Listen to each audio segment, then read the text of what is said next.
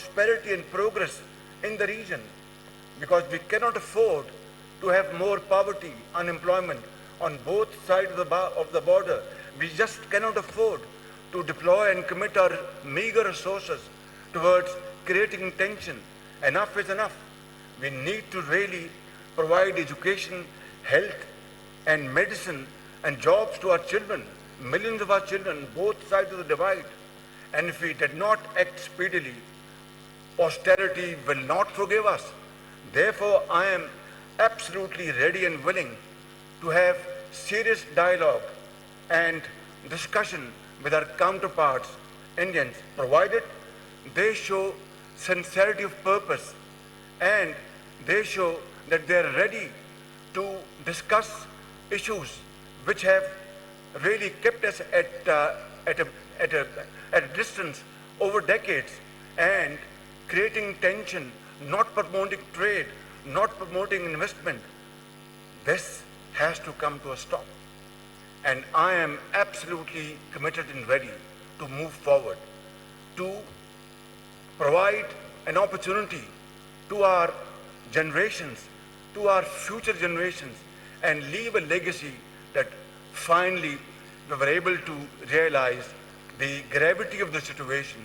And finally, here we are, that we, with a great mind and great hearts, did a job which would provide peace, progress for all time to come.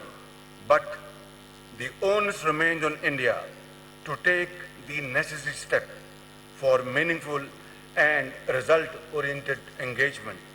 We also need to urgently find political solutions to the conflicts in the Middle East and elsewhere in Asia. A just and lasting settlement of the Palestinian question is essential for comprehensive peace in the Middle East.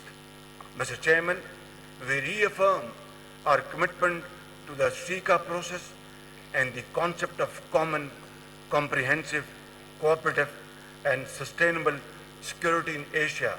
These giants sitting on my right, on my left, Allah Almighty has blessed upon all of us and all of them huge bounties and resources.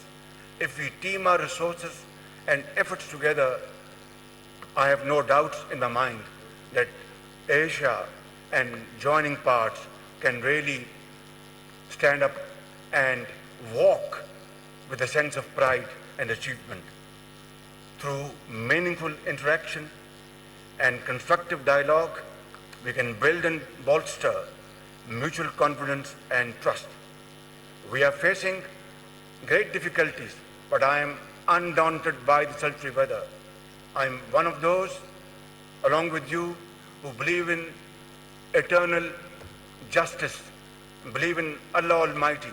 I have no doubt in my mind, with the support of people of Pakistan and with the support of our friendly and brotherly countries, Pakistan will and shall come out of this problem.